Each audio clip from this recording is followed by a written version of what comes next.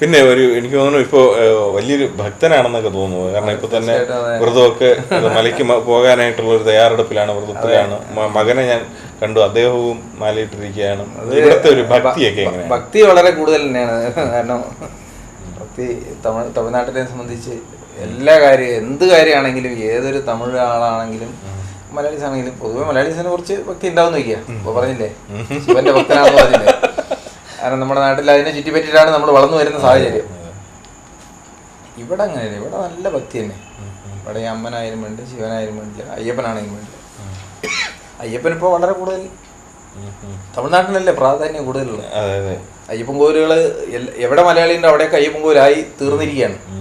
ഇവിടെ ഉണ്ട്, അവിടെയുണ്ട്, അമ്പത്തൂരുണ്ട്, എല്ലാ സ്ഥലങ്ങളിലും അയ്യപ്പൻ കോവിലാണ്. അതുപോലെ ഞാൻ കുറച്ച് ഈ ബിസിനസ് സ്റ്റാറിലൂടെ തന്നെ ചില വ്യവസായികളൊക്കെ പരിചയപ്പെട്ടപ്പോൾ അവർ പലയിടത്തും ചില അമ്പലങ്ങളൊക്കെ കെട്ടിക്കൊടുക്കുകയൊക്കെ ഉണ്ട്. കെട്ടിക്കൊടുക്കണ്ടായി. ഇപ്പൊ നിങ്ങൾ പരിചയപ്പെട്ട ഗോപാലൻ, കൽപ്പക ഗോപാലൻ, ഒരു വളരെയധികം സഹായം ചെയ്തിട്ടാണ് കള്ളിക്കൊപ്പത്തെ ഒരു അയ്യപ്പൻ കോവിലിന്റെ നമ്മുടെ എല്ലാ കാര്യങ്ങൾക്കും. പിന്നെ ഏറ്റവും കൂടുതൽ അകമഴിഞ്ഞ് വളരെയധികം സഹായിക്കും അമ്പലങ്ങൾക്ക് ഇവിടെയുള്ള ആൾക്കാർ. എന്ത് പൈസ നമ്മൾ വീട്ടിൽ ചെലവിനല്ലെങ്കിൽ ദൈവത്തിന്റെ കാര്യത്തിന് അവർ വളരെയധികം ചെലവഴിക്കാനുള്ള നമ്മുടെ ഈ വളർച്ചയുടെ പിന്നിൽ ഈ ദൈവത്തിന്റെ പങ്കൊക്കെ തീർച്ചയായിട്ടും ഞാൻ അങ്ങനെ വിശ്വസിക്കുന്നുണ്ട്. ഇല്ലെങ്കിൽ ഇപ്പൊ മാതാമൃതാന്തമായി പറയുന്ന മാതിരി നമ്മുടെ അടുത്ത ശ്വാസം നമ്മുടെയാണെന്ന് പറയാൻ പറ്റില്ല, അത് ദൈവത്തിന്റെ കാര്യമല്ലേ എന്ന് വിശ്വസിക്കുന്ന ഒരു കൂട്ടത്തിലാണ്. അല്ലേ? അടുത്ത ശ്വാസം നമ്മുടെ പറയാൻ പറ്റില്ലല്ലോ. ചിന്തിക്കാനുള്ള ഒരു വാക്ക് അല്ല, അങ്ങനെയല്ലേ അവര് പറഞ്ഞത്. ഇനി വളരെ ഒരു ചോദ്യം കൂടെ, എന്നിട്ട് നമുക്ക് ഇതിൻ്റെ ഒരു അവസാനത്തെ ഒരു ചോദ്യം. അതായത് നമ്മുടെ കേരളത്തിൽ ഇനിയും ഇതുപോലുള്ള നമ്മുടെ ഈ തമിഴ്നാട്ടിലുള്ള അല്ലെങ്കിൽ കേരളത്തിന് പുറത്തുള്ള പല സംസ്ഥാനങ്ങളിലും ഉള്ളതുപോലെ ഇൻഡസ്ട്രികളും ഈ തൊഴിലവസരങ്ങളും ഒക്കെ, ഇൻഡസ്ട്രികൾ വന്നു കഴിഞ്ഞാൽ, വ്യവസായങ്ങൾ വന്നാലേ അത് നടക്കുള്ളൂ. വരണമെങ്കിൽ കേരളത്തിന് ഇനിയും എന്തായിരിക്കണം വേണ്ടതെന്ന് ഒരു എക്സ്പീരിയൻസ്ഡായ സാറിനൊന്ന് പറയാൻ പറ്റും? കേരളത്തിന് ഇനി എന്തൊക്കെയാണ് വേണ്ടത് ഇൻഡസ്ട്രികൾ വരാൻ അല്ലെങ്കിൽ തൊഴിലവസരങ്ങൾ വരാൻ? പഠിച്ചു വരുന്ന യുവതലമുറയെ അതിനെപ്പറ്റി വളരെയധികം ചിന്തിക്കേണ്ട ഒരു സംഗതി. അത് അവരുടെ ആത്മാർത്ഥമായിട്ട് അവർ ചിന്തിച്ചാൽ മാത്രമേ സാധിക്കൂ. എന്നാലേ കേരളത്തിലെ ഇങ്ങനത്തെ ഇൻഡസ്ട്രികൾ വരാൻ, കാരണം അവരാണല്ലോ പുതിയൊരു തലമുറ വരാതെ പുതിയ തലമുറ ഇങ്ങനൊരു ഉദ്ദേശത്തോടെ വന്നിട്ടുണ്ടെങ്കിൽ മാത്രമേ എല്ലാവരെയും നന്നായി ഇത് ചെയ്യാൻ പറ്റുള്ളൂ എന്ന് എൻ്റെ അഭിപ്രായം. കാരണം ഇപ്പോഴുള്ള ആ ട്രെൻഡ് ഇതേമാതിരി തന്നെ ഉണ്ടാവുള്ളൂ എന്നാണ്. കാരണം പുതിയൊരു തലമുറയ്ക്ക് വേണ്ടിയിട്ട് അവരുടെ ആവശ്യമാണത്.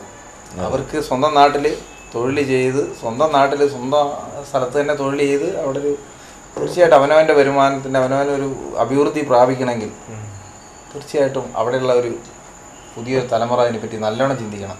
അങ്ങനെയാണെങ്കിൽ ഭാവിയിൽ നമുക്ക് ഈ പറഞ്ഞ പോലെ നാട് തീർച്ചയായിട്ടും നമുക്ക് തോന്നില്ല.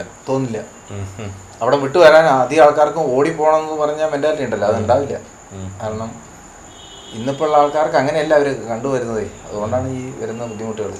ഗവൺമെന്റ് ഒരുപാട് കാര്യങ്ങൾ ചെയ്യേണ്ടതുണ്ട്. മാറി മാറി വരുന്ന ഗവൺമെന്റുകൾ ചെയ്യുന്നതൊന്നും അറിയുന്നില്ല. ഗവൺമെന്റ് ഒരുപാട് കാര്യങ്ങൾ ചെയ്യുന്നു. പക്ഷെ എനിക്ക് തോന്നുന്നു പലപ്പോഴും ഈ ജനങ്ങൾ അല്ലെങ്കിൽ തൊഴിലാളികൾ തന്നെയാണ് അവരുടെ അവസരങ്ങൾ നല്ല രീതിയിൽ ഉപയോഗിക്കാത്തതെന്ന് തോന്നുന്നു. തീർച്ചയായിട്ടും വളരെയധികം കഴിവുള്ള ആൾക്കാർ മലയാളികൾ എല്ലാ മേഖലകളിലും വളരെയധികം കഴിവുള്ള ആൾക്കാരാണ് മലയാളികൾ. ഇപ്പം നമുക്കറിയാം പിന്നെ നമ്മളിപ്പോൾ ISOന്റെ മാറിപ്പോയില്ലേ ഇപ്പോൾ ഇവരൊക്കെ.